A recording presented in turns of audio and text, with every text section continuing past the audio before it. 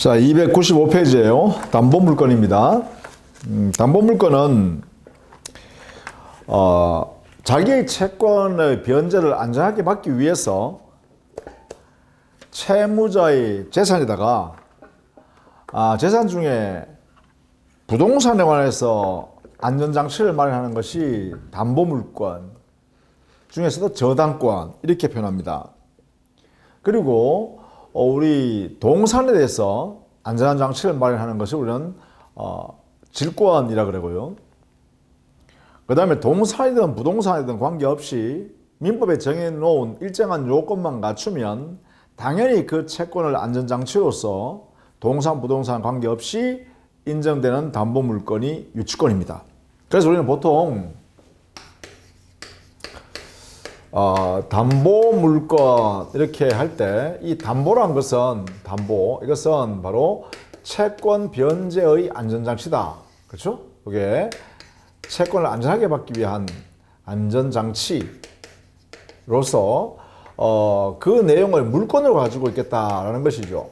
물건을 지배하면서 그 물건의 교환 가치를 지배함으로써 만약에 채무자가 변제하지 않으면 이 물건의 가치로부터 변제받아 가겠다 이렇게 할 수 있도록 안전장치를 마련한 것을 우리는 담보물건이라고 하고, 그 물건 중에 담보물건 중에 물건의 대상이 동산인 경우에 한해서는 질권이라는 것을 이렇게 만들 수 있고, 부동산을 대상할 때는 저당권이라는 것을 만들 수 있고, 또 동산, 부동산 관계없이 부동산 관계없이 성립할 수 있는 것이 바로 유치권이다. 이렇게 알아두시면 되겠고, 특히 질권과 저당권은 당사자 약정에 의해서 이루어지는 담보물건이기 때문에 약정 담보물건이라고 그러고, 이때 이 유치권은 법률 규정에 의해서 일정한 요건을 갖추기만 하면 법 규정에 따라서 발생하는 담보물건이기 때문에 법정 담보물건 이렇게 나눕니다. 다만 우리 시험에서는 이 동산을 대상으로 하는 경우에는 물건을 중요시하지 않는다, 그죠?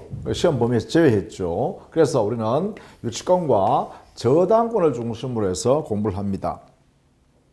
자, 담보제도, 우리는 물적 담보라 그러죠.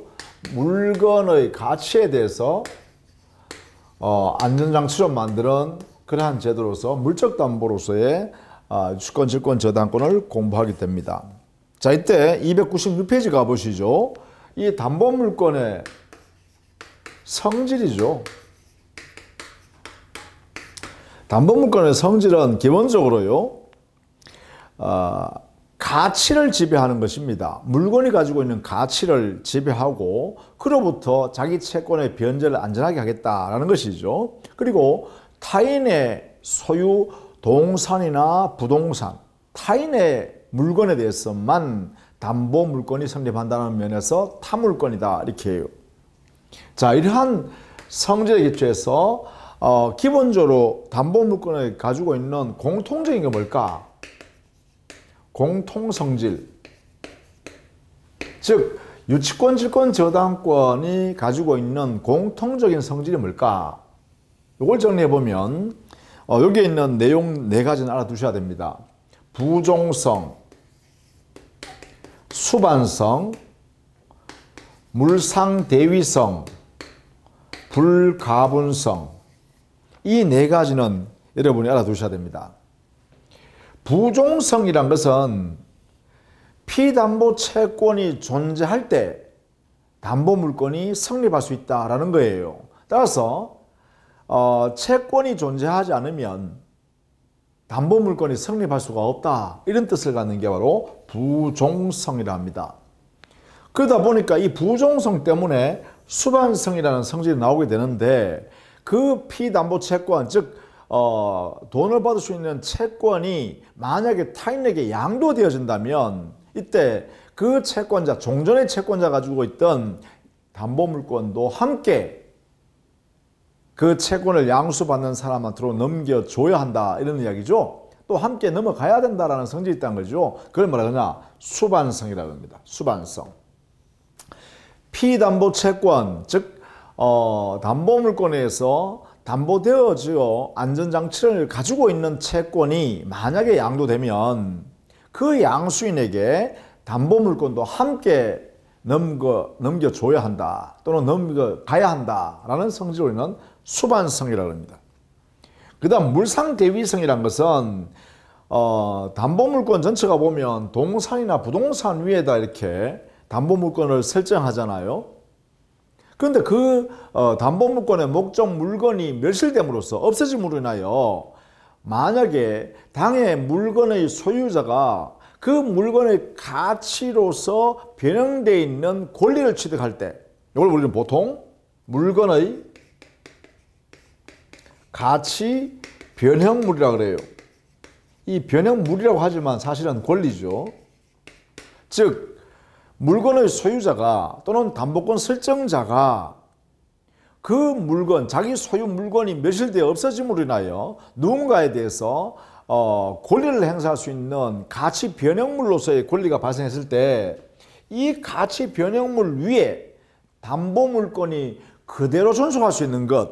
그래서 물건 위에 있던 담보물건이 가치 변형물 위로 이렇게 옮겨서 탈 수 있는 것 이거죠. 이걸 우리는 물상대위성이라 합니다.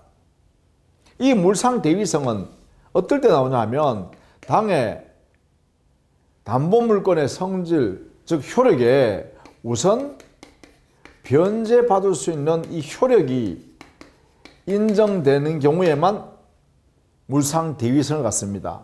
인정되는 담보물권만.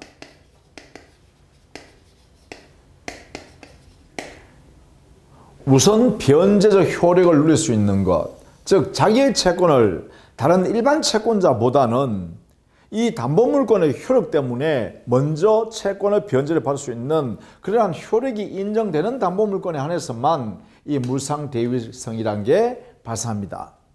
그래서 질권이나 저당권에는 이게 있어요.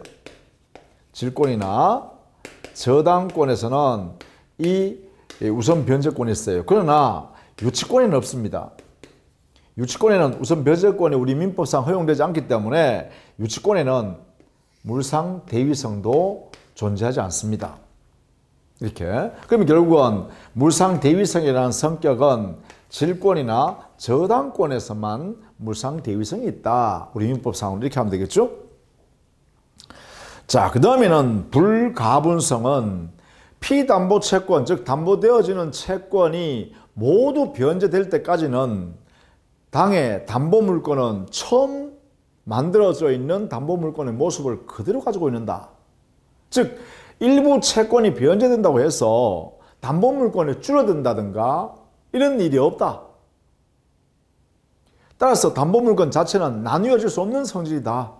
채권 전액이 변제될 때까지는 담보물권의 처음 모습이 그대로 존속한다. 이걸 요즘 불가분성이라고 합니다. 그래서 나누어질 수 없는 성질이 있다라는 것이죠. 채권이 전액 변제되어야만 담보물권이 소멸할 뿐 만약에 일부 채권만 변제했을 때는 담보물권은 그냥 그대로 존속한다. 이걸 우리는 불가분성이라 한다. 이렇게요. 그래서 부종성, 수반성, 물상대위성, 불가분성 중에 이 물상대위성에 한해서는 유치권의 여기에는 성질이란 물상대위성이 나타나지 않습니다. 그 근거는 바로 우선 변제적 효력이 인정되지 않는 담보물권이기 때문입니다. 이렇게 정리하시면 되겠죠? 자, 담보물권의 효력이 있는데요. 담보물권의 효력은 가장 기본적인 게 우선 변제 효력인데 그 우선 변제 효력이 없는 것이 바로 우리 민법상으로는 유치권이 우선 변제 효력이 없다. 이렇게 했죠. 그 다음 유치적 효력. 유치적 효력이라는 것은 담보 목적 물건을 담보권자가 꽉 쥐고 있는 거죠. 점유하고 있는 효력입니다. 이것은 유치권이나 유치권이나 질권에서는 유치적 효력이 있어요. 그러나 저당권에서는 저당권자가 당의 목적 부동산을 점유하지 않습니다. 저당을 설정해 준 사람이 당의 자신의 그 물건을 사용 수익할 수 있고 점유할 수 있죠. 그래서 유치적 효력은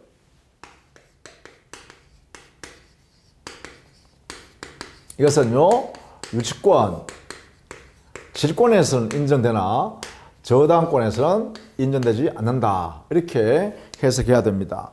그 다음에 수익적 효력. 자, 수익적 효력은 당의 담보물권자가 담보 목적물로부터 직접 이득을 취할 수 있는 효력입니다. 근데 우리 민법에는 유치권, 질권, 저당권, 이 권리를 담보권을 가지고 있는 어느 누구도 이익을 스스로 취득할 수 없습니다. 즉 당의 유치물이나 질물이나 또는 저당 목적물을 마음대로 사용 수익할 수 있는 것이 못 된다라는 것이죠. 사용 수익을 할 수 없다. 다만 우리가 앞에서 봤던 전세권이 담보물권성도 있을 뿐만 아니라 용익물권성도 같이 있죠. 그러면 전세권자는 전세권을 통해서 당의 목적물을 사용 수익하고 있는 범위 안에서는 바로 담보물권에 있어서의 수익적 효력이 여기는 일정 부분이 인정된다. 이렇게 해석할 수 있겠죠. 전세권에 한해서만. 그 다음에 추급표. 추급적 효력이라는 게 있는데요. 이 추급적 효력이라는 것은 뭐냐면 당의 물건의 소유권이 타인에게 양도되면 당의 담보물권도 그 또물건의 이전과 함께 똑같이 따라서 이전되어서 그 물건 위에 그대로 존속할 수 있다. 이걸 우리는 보통 추급표 또는 추금적 효력이라고 합니다. 이 추급표는요, 기본적으로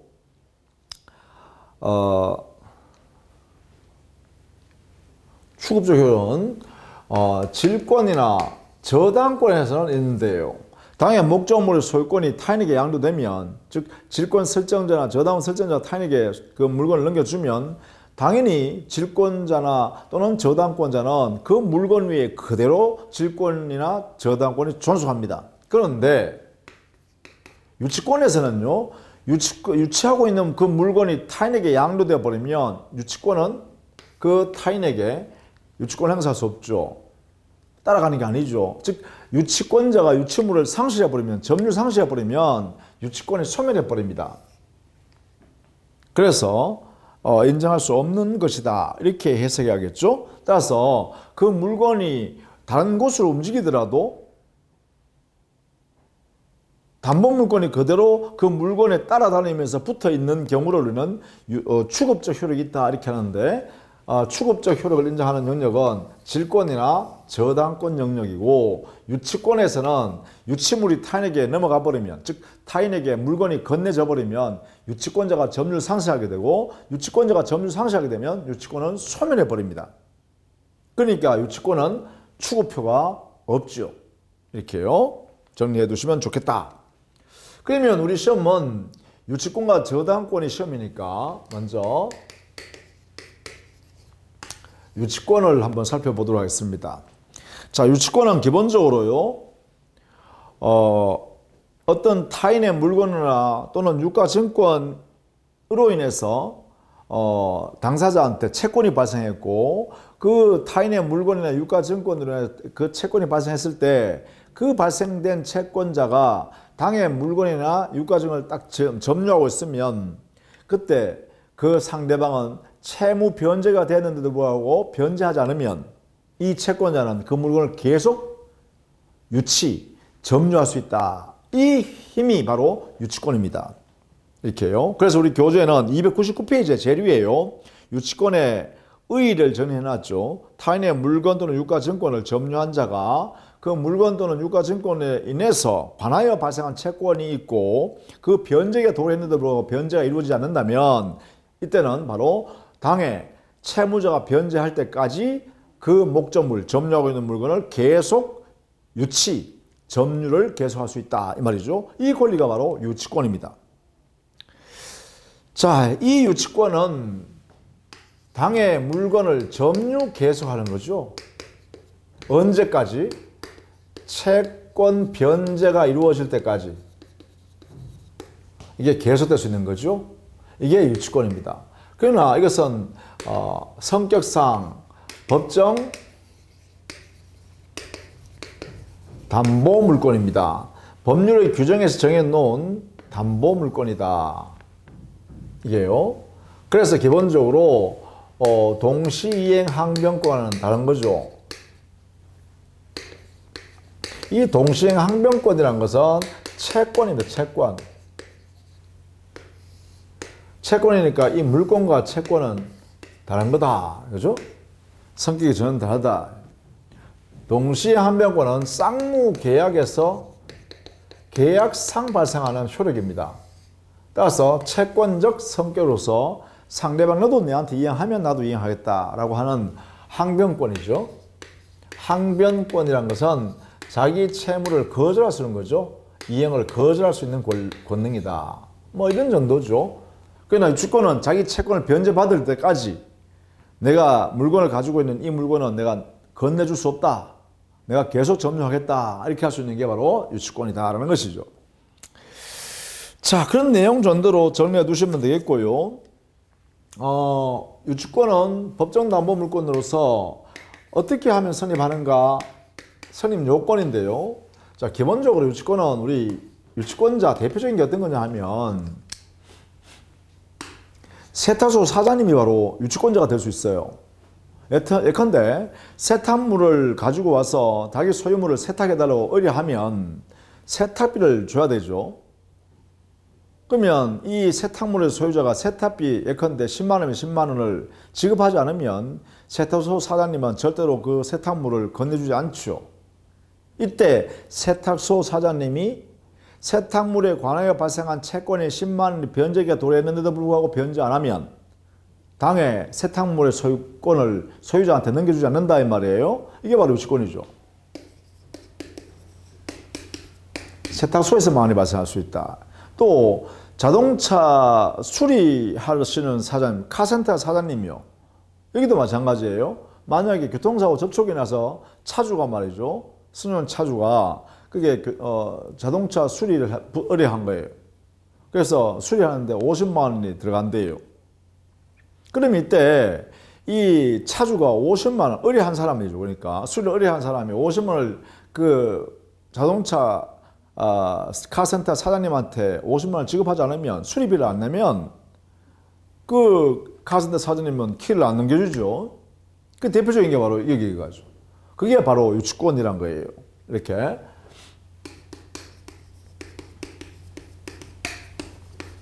그렇죠? 이런 분들이 주로 이런 거 쓰겠죠. 이런 것들은 상당히 많습니다. 예컨대 갑이라는 사람이 자기 토지 위에다가 건물 지어 달라라고 하고 그 상대방 건축업자가 말이죠. 그래서 보수로서 10억을 받기로 하고 건물 지었어요. 그래서 건물 지어서 도급인 즉 땅 주인한테요. 의뢰한 사람한테 건물 지었으니까 돈 주세요. 10억 주세요. 보수. 이렇게 청구하니까 돈을 안 줘요. 10억을. 그럼 어떻게 할까요? 이 건물을 의뢰한 사람한테 줄 필요 없죠. 꽉 쥐고 있어도 되죠. 문 걸어 잠그고 말이죠. 사용할 수 없게 막아놔야죠. 자기가 점유하면 되는 거예요. 건축업자 그죠. 그럼 이때 뭐가 생긴다? 유치권이 발생한다는 것이죠. 결국은 일정한 요건을 갖추었을 때 당연히 유치권이 발생한다. 그래서 뭐예요? 법정 담보물권 이렇게 표현하는 거죠. 법정. 일정한 요건을 갖추게 되면 당연히 생기는 것이 바로 유치권이다. 그래서 이 요건을 잘 살펴봐 두셔야 됩니다. 의미도 이해해 두시고 이 요건을 꼭 알아두셔야 돼요. 대단히 중요하다. 자, 첫 번째. 타인의 물건이어야 합니다. 물건이나 유가증권. 타인의 것이다. 이 말이죠. 즉, 채권자 자기 소유물이면 안 된다. 즉, 유치권 행사하는 사람은 유치권자 스스로의 자기 물건에 대해서는 유치권이 인정되지 않는다. 이렇게 돼야겠죠. 그래서 타인의 물건이나 유가증권이라는 것은 물론 여기에 물건은 동산이든 부동산이든 불문합니다. 또 유가증권이라는 것은 뭐 상품권 같은 거, 뭐 은행, 백화점의 뭐 상품권 같은 거, 구두 티켓 같은 거, 뭐 이런 거 있죠. 이런 게 유가증권. 뭐 달러, 이것도 유가증권입니다. 또 자기야 수표, 뭐 어음, 이런 것도 좀 다 유가증권이죠. 그게 타인의 유가증권이면 돼요. 그죠? 타인의 물건이거나 타인의 유가증권이면 그 대상이 된다. 이게 객체죠. 대상물. 되겠죠? 두 번째, 이 타인의 물건을 유치권 행사하려는 자는 반드시 점유를 해야 됩니다. 점유를 계속해야 돼요. 이때 이 점유에 관해서는 적법한 점유가 되죠. 일단 점유 자체는 적법한 점유여야 합니다. 그 다음에 이 점유는 직접 점유든 간접 점유든 모두 됩니다. 다만 여기 간접 점유에서는 조심해야 되는 게 하나 있어요. 간접 점유에서는 조심할 것, 한 가지 조심할 게 있어요. 채무자가 직접 점유자가 되고 그 다음에 채권자가 유치권을 취득하려는 채권자가 자기가 간접 점유하겠다라고 하는 것은 안 됩니다. 즉 채무자를 직접 점유자로 하는 유치권은 성립하지 않는다. 이 말을 꼭 알아두셔야 됩니다. 채무자를 직접 점유자로 하는 유치권은 허용되지 않는다. 이거 하나요. 그건 왜 그러냐면 채무자로부터 당의 물건의 점유를 빼앗아서 법적으로 빼앗아서 그 채무자 그 물건을 사용하고자 하는 이러한 사용할 필요가 있는데 그래야 빨리 채무를 변제할 거 아니에요. 그래서 채무를 빨리 변제하게끔 하기 위해서 그 물건의 사용을 막아놓는 거죠. 그래서 점유를 상실하게 만드는 거예요. 그런데 채무자에게 직접 점유시켜버리면 이때는 사실상 이 유치권의 의미가 없죠. 야, 네가 사용해라 한 거잖아요. 그러니까 간접 점유에서는 조심합니다. 자, 그 다음 세 번째. 자, 이때 당연히요, 이 점유하고 있는 사람은 이 물건에 관하여 채권이 발생해야 합니다. 점유자에게 채권이 발생해야 돼요. 발생하고 그 발생된 채권이 변제기까지 도래해야 됩니다. 해야 되겠죠? 자, 채권이 발생했다. 그런데 변제기 도래했는데 변제를 안 한다. 이행 안 한다. 이거죠? 이행을 하지 않는다. 채무자가 도래했음에도 불구하고 이럴 때 이제 바로 유치권이 성립하는 거죠. 자, 여기서 조심해야 될 게 이겁니다. 채권이 발생했는데 이 채권이 자기가 점유자가 점유하고 있는 그 물건에 관하여 발생한 채권이어야 돼요. 여기서. 그래서 보통 이 채권의 발생을 뭐라 하냐면 물건과 자기가 점유하고 있는 그 물건과 결연관계가 있어야 한다.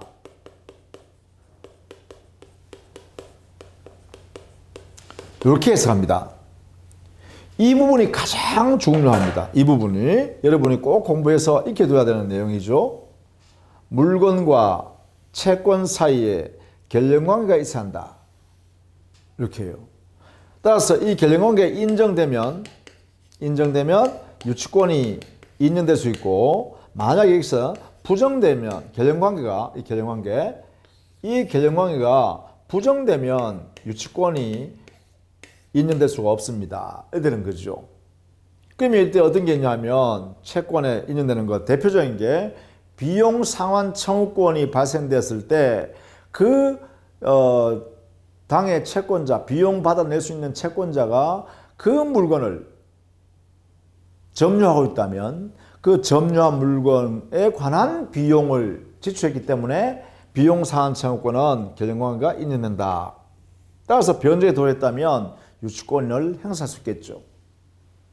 그러나 임차인의 보증금 반환 채권은 결연관계 없습니다. 임차물과 결연관계 없습니다.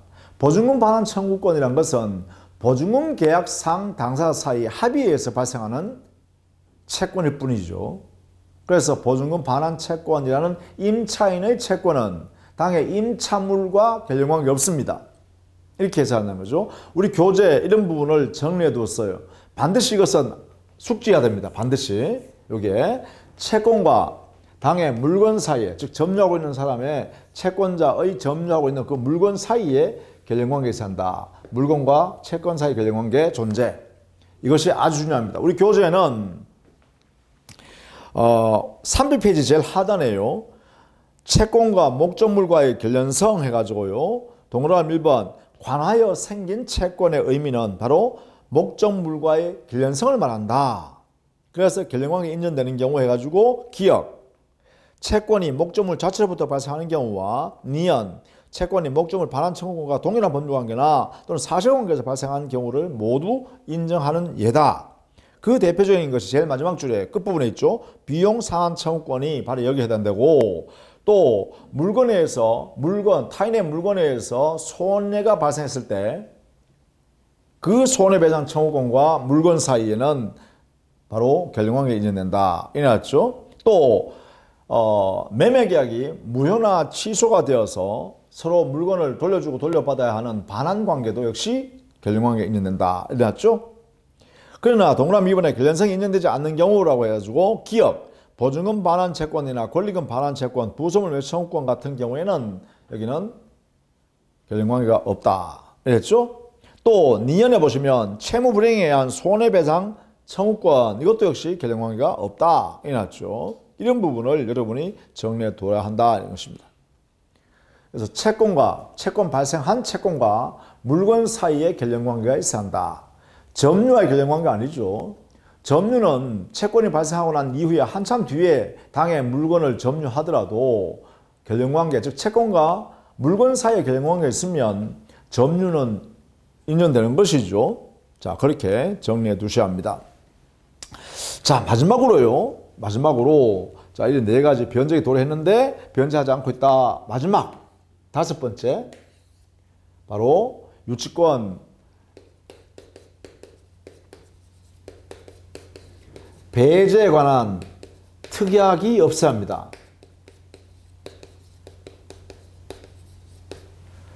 즉 채권자가 채무자 사이에 이 채권 너가 변제 안 한다고 해서 나 유치권 행사하지 않을게, 너가 사용하기 필요할 때 그때 가져가라, 이렇게 해버린 게 뭐예요? 유치권 배제 특약이죠. 이 배제 특약이 있어버리면 굳이 채권자한테 유치권을 인정할 필요가 없다는 것입니다.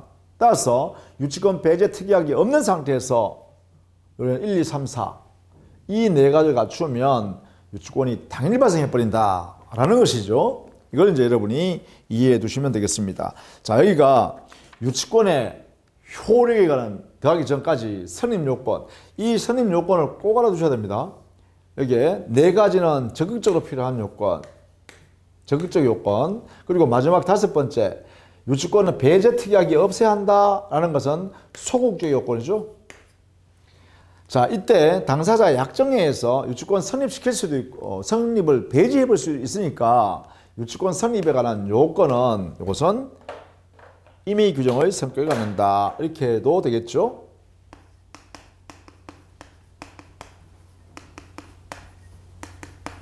왜냐하면 바로 5번 때문에 그렇습니다. 당사자가 별도의 약정을 통해서 유치권이 성립할 수 있음에도 불구하고 야, 유치권 성립 안 하겠다 이렇게 해버리면 유치권이 성립할 수 없다는 것이죠. 그런 면에서는 이 유치권의 성립 요건에 관한 이러한 논의는 당사자 임의적으로 정할 수 있기 때문에 임의적 성격을 갖는다. 그래서 임의규정성이라고 해석합니다. 저렇게 정리해 두시면 되겠습니다. 자, 다음 시간에는요, 유치권의 효력과 그리고 유치권의 소멸 내용을 정리해 보도록 하겠습니다. 자, 수고했습니다.